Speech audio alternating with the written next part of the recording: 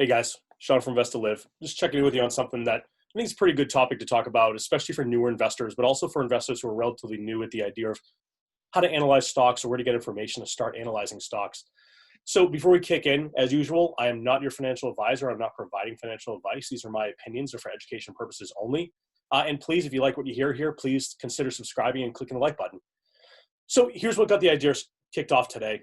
The news lately has been just full of ideas for different stocks, different trades, different ways to make tons of money, playing options in different ways, looking at how the stimulus payments might affect the markets, looking at how a different regime of government might come in.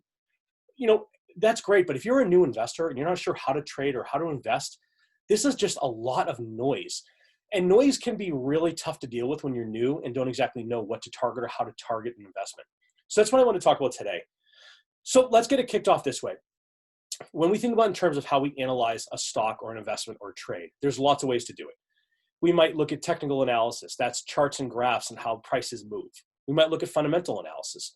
This is understanding how markets, segments, economies, sectors, and industries that you're looking at move against each other, how prices correlate, where the opportunities might be. We have event-driven types of events. Event-driven events could be a release of earnings, or in the case of just the other day, NIO is a popular stock right now, NIO. They just had NIO Day where they announced a bunch of news. So that's an event-driven example.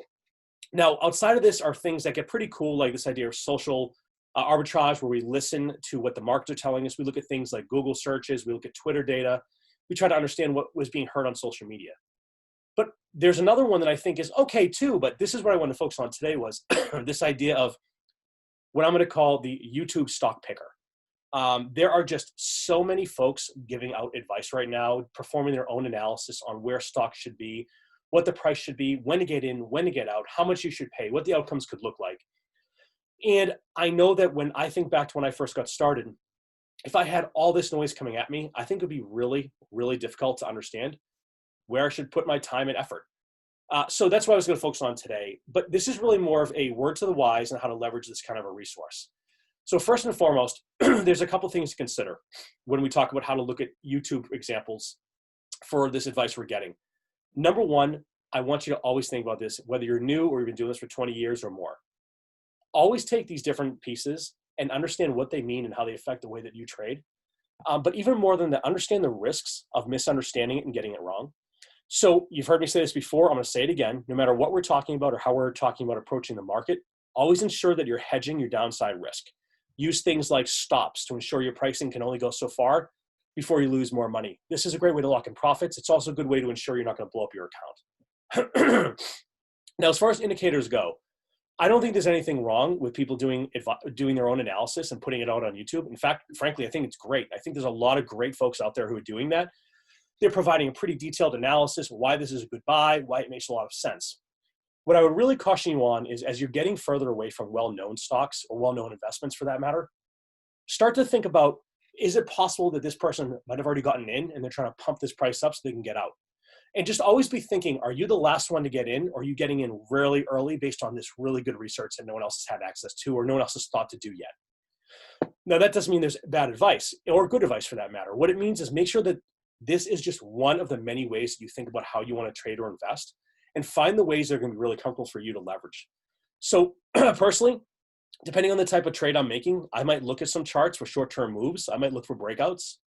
Fundamentally, I want to understand if it's a strong market with a big uptick in overall market cap ability. So the idea here is, as I'm thinking about the total addressable market, for example, of electric vehicles, do I believe that at some point in the future, all electric vehicles are going to displace gasoline vehicles? Yeah, probably. Well, that's a huge market. That doesn't mean that every single company in that market is going to be the right company. But what it means is that from an underlying investment perspective, I can look at fundamentally and get a feeling for where I think it could go. I might then use technical analysis to understand which stock is looking like it's in a good position to make me some money. And then I might want to take into account things like social listening and looking at YouTube and understand what other people are doing here as well. Excuse me. So that was really what I wanted to focus on for the most part was when you're going out there and you're trying to understand where to put your money, how to trade, what to invest in, make sure you understand what goes into this and what goes into that analysis. Because here's the stone cold hard truth, and it's a little bit hard to hear when you're new and you're excited. You don't know who you're getting advice from oftentimes. You don't know their qualifications, what their background is. Do they really understand how to analyze a stock? And by the way, I'm not saying anyone necessarily is better or worse than someone else. But what I am saying is make sure that the way it's being looked at matches the way you would look at it. I think it's great to leverage lots of different sources of information and use those as different indicators to how much I believe in a move happening. It's funny to think when I'm making this video right now, Bitcoin had a 10K loss today from about 40K down to 30K. I checked it literally about an hour and a half ago. It was already back up to 34 again. But in that time period, the amount of people saying, sell it all, it's crashing, right back to buy it all back, it's going back up again. Just make sure you're vetting out the sources where you're getting that information to make those trades from. And again, I'm going to really harp on this for anyone who watches this channel. Always leverage hedges, always use stops, always use puts when you can to protect your positions. I know these are somewhat advanced, some of these topics, and we'll cover these in the days to come as usual. But please do not get caught in pump and dump scams where people you don't know are telling you to buy into some penny stock that might be worth nothing because they have a huge position they're sitting on. Pump and dump schemes are illegal. They are not good for you. They are not good for anybody. And oftentimes these people will get caught, but you're probably not going to get your money back.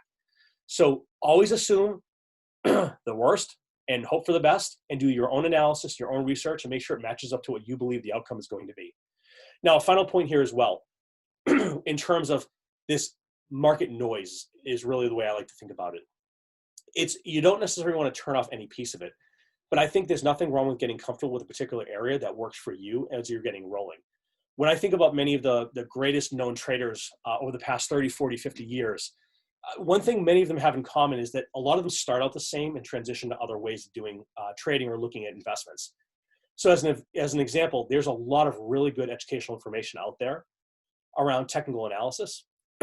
So I think that a lot of people get started there, understanding simple moving averages, EMAs, Bollinger Bands, just getting a feel for how charts move, how price action takes place, looking at volume, looking at stock prices, looking at bid and ask spreads. But I also think that a lot of people tend to kind of stray from that at some point and go more towards that event-driven approach or that fundamental approach or even that social arbitrage approach, which personally I think is really great nowadays.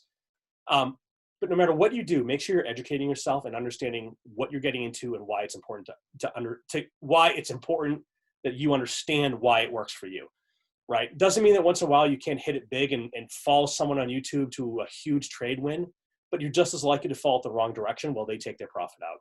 So this is a little bit of a non-educational, more of a warning type of video, but just with the amount of videos lately in the past day that I've seen just on a handful of stocks, where even when I've gone and looked at what the analyst reports have said about some of these companies, there's no ascertainable information as to why these prices are being pumped so high, for example.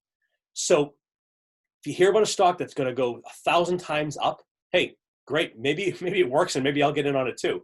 But what I really want to know is why, not just one or two people's opinions on a social media site like Twitter or YouTube or Facebook. I want to know fundamentally what has changed at the company. Why does the entire market not understand there's value in that company today? And why does this person who's doing the analysis or the breakdown think that there is? So with that, I'm just going to say, have a great day. Good luck trading, and always do your research and always verify, and protect your downside. So thanks so much.